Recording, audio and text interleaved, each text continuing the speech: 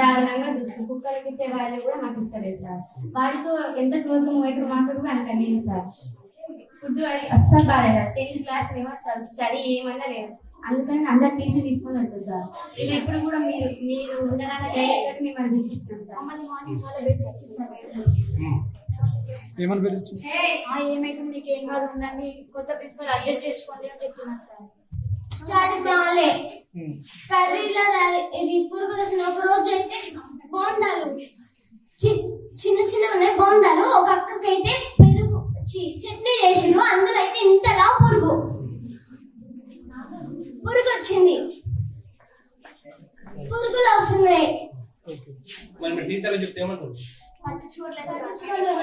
చూసంలే మేము 10th వాళ్ళకైతే ఇంతవరకు మొన్న ఫిజిక్స్ ఇంగ్లీష్ వచ్చింది. ఆ ఇంగ్లీష్ మీడియంకి ఎస్టర్డేకి టుడేకి టుమారోకి తేడా తెలియదు సార్.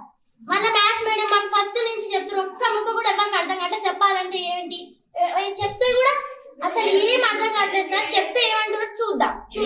మా ప్రాబ్లం ఏంటంటే మా సెల్ మేడం ఉన్నారు కదా, మాకు ఆ మేడమే కానీ ప్రిన్సిపల్ వద్దు.